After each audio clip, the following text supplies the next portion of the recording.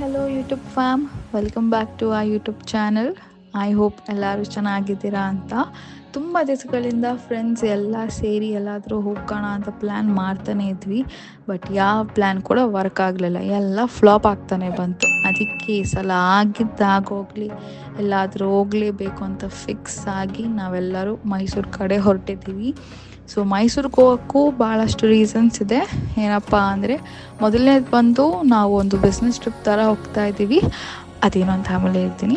So second reason ಬಂದು ಚಿಕ್ಕ ಪುಟ್ಟ ಪ್ಲೇಸಸ್ನ ಮತ್ತೆ ನೋಡಿ ಎಕ್ಸ್ಪ್ಲೋರ್ ಮಾಡೋಣ ಅಂತ ಕೂಡ ಹೋಗ್ತಾ ಇದ್ದೀವಿ. ಸೊ ಈ ನಮ್ಮ ಮೈಸೂರು ಜರ್ನಿನ ನಿಮ್ಮ ಜೊತೆ ಹಂಚ್ಕೊಳೋದಕ್ಕೆ ಈ ವಿಡಿಯೋ ಮಾಡ್ತಾ ಇದ್ದೀವಿ. ಬನ್ನಿ ನಮ್ಮ ಈ ಜರ್ನಿಲಿ ಏನೇನಾಗುತ್ತೆ, ಎಲ್ಲೆಲ್ಲಿ ಹೋಗ್ತೀವಿ ಅಂತ ನೋಡೋಣ. Let's go.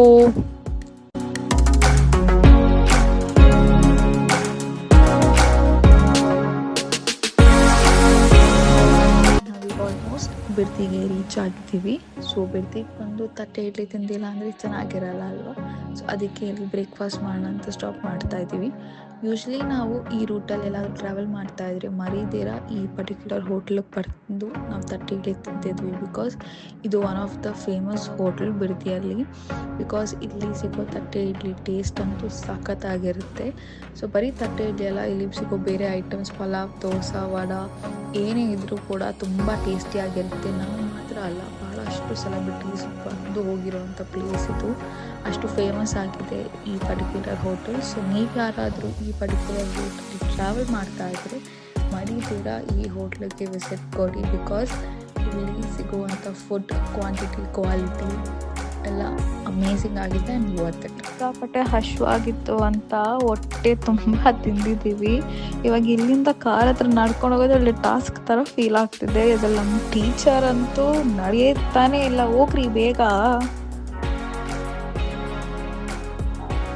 ಪ್ರತಿಸಲ ಮೈಸೂರಿಗೆ ಹೋಗ್ಬೇಕಾದ್ರೆ ಪಯಣಾಗಿ ಕರ್ಕೊಂಡೋಗಿ ಅಂತ ಹಠ ಮಾಡ್ತಾ ಇದ್ವಿ ನಾವಂತೂ. ಸೊ ಯಾವತ್ತೂ ಕೂಡ ಇಲ್ಲ, ಅದ್ರಲ್ಲಿ ಏನಿರುತ್ತೆ, ಏನು ನೋಡ್ತೀರಾ, ಅದು ಇದು ಅಂತ ಸುಮ್ಮನೆ ಕಥೆಗಳು ಕೊಡ್ತಾನೆ ಇದ್ರು. ಬಟ್ ಈ ಸಲ ಇಲ್ಲ, ಕರ್ಕೊಂಡು ಹೋಗ್ಲೇಬೇಕು ಅಂತ ಹಠ ಮಾಡಿದ್ದಕ್ಕೆ ಸೊ ನಮ್ಮನ್ನ ಪಯಣ ಕರ್ಕೊಂಡು ಹೋಗ್ತಾ ಇದ್ದಾರೆ.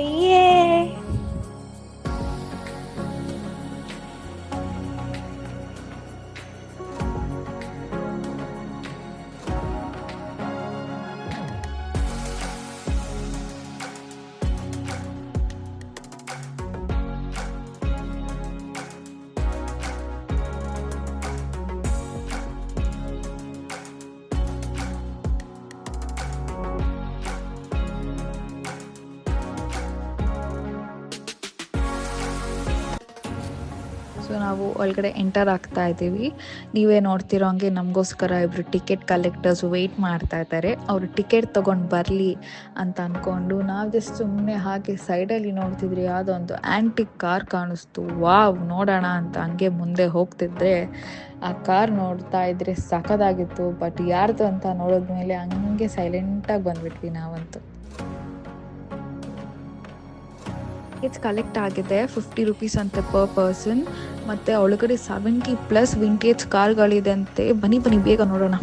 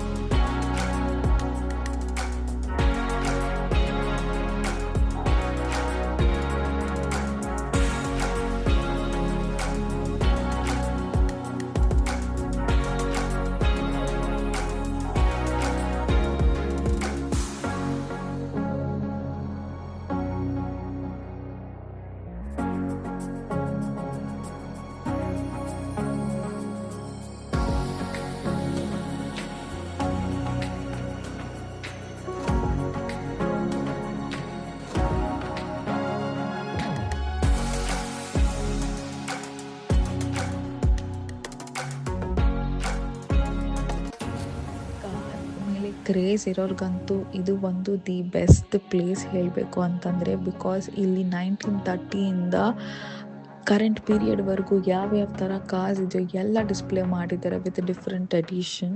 ಆ್ಯಂಡ್ ಆಗಿನ ಕಾಲದಲ್ಲೇ ಇಷ್ಟು ರಾಯಲ್ ಆಗಿರೋ ಕಾರ್ಸ್ ಇತ್ತ ಅನ್ನೋದೇ ಕ್ವಶನ್ ಮಾರ್ಕ್, ಬಿಕಾಸ್ ಇಲ್ಲಿ ಒಂದೊಂದು ಕಾರ್ ಡಿಸ್ಪ್ಲೇ ಆಗಿರೋದು ಕೂಡ ಡಿಫ್ರೆಂಟ್ ಕಂಟ್ರಿಯಿಂದ ಬಂದಿರೋದು. ಆ್ಯಂಡ್ ಒಂದಕ್ಕಿಂತ ಒಂದು ತುಂಬ ಅಟ್ರಾಕ್ಟಿವ್ ಆಗಿದೆ. ಜೊತೆಗೆ ಇಲ್ಲಿ ನಮ್ಮ ಡಾಕ್ಟರ್ ವಿಷ್ಣುವರ್ಧನ್ ಅವ್ರದ್ದು ಕೂಡ ಕಾರ್ನ ಡಿಸ್ಪ್ಲೇ ಮಾಡಿದ್ದಾರೆ. ಇದೊಂಥರ ಹೆಮ್ಮೆಯಾದ ವಿಷಯ. ಇಲ್ಲಿ ಕಾರ್ಸ್ ಮಾತ್ರ ಅಲ್ಲ, ಜೊತೆಗೆ ಬೈಕ್ಸ್, ಟ್ರಕ್ಸ್ ಮತ್ತು ವ್ಯಾನ್ಗಳು ಕೂಡ ಡಿಸ್ಪ್ಲೇ ಆಗಿದೆ. ಅದರೊಟ್ಟಿಗೆ ಒಂದಷ್ಟು ಎಕ್ವಿಪ್ಮೆಂಟ್ಸ್ ಆಗಿನ ಕಾಲದಲ್ಲಿ ಯೂಸ್ ಮಾಡ್ತಿದ್ದು ಕೂಡ ಇಲ್ಲಿ ಡಿಸ್ಪ್ಲೇ ಆಗಿದೆ. ಒಂಥರ ಫುಲ್ ಕಂಪ್ಲೀಟ್ ಇನ್ಫಾರ್ಮೇಟಿವ್ ಆಗಿತ್ತು ಈ place. And 50 rupees for the entry ticket, it's actually worth. And ತಿಳ್ಕೊಳೋದು ಬಹಳ ಇತ್ತು, ನೋಡೋದಕ್ಕೆ ತುಂಬ ಇತ್ತು. ಸೊ ನಾವಂತೂ ತುಂಬ ಎಂಜಾಯ್ ಮಾಡಿದ್ವಿ. ಒಂದೊಂದು ಕಾರ್ ಕೂಡ ನೋಡ್ಕೊಂಡು ಅದ್ರ ಬಗ್ಗೆ ತಿಳ್ಕೊಂಡು ಎಲ್ಲ. ಸೊ ನೀವು ಕೂಡ ಯಾರಾದರೂ ಮೈಸೂರಿಗೆ ಪ್ಲ್ಯಾನ್ ಮಾಡ್ತಿದ್ರೆ ದಯವಿಟ್ಟು ಈ ಕಾರ್ ಮ್ಯೂಸಿಯಮ್ಗೆ ಬರೋದು ಮರಿಬೇಡಿ. ತುಂಬ ತಿಳ್ಕೊಳೋದಿದೆ ಆಗಿನ ಕಾಲದ ಬಗ್ಗೆ. ಸೊ ಇದು ಒಂದು ಎಕ್ಸಾಂಪಲ್. ಸೊ ನೆಕ್ಸ್ಟ್ ವಿಡಿಯೋದಲ್ಲಿ ಸಿಗೋಣ. ಅಲ್ಲಿವರೆಗೂ ಬಾಯ್, ಟೇಕ್ ಕೇರ್.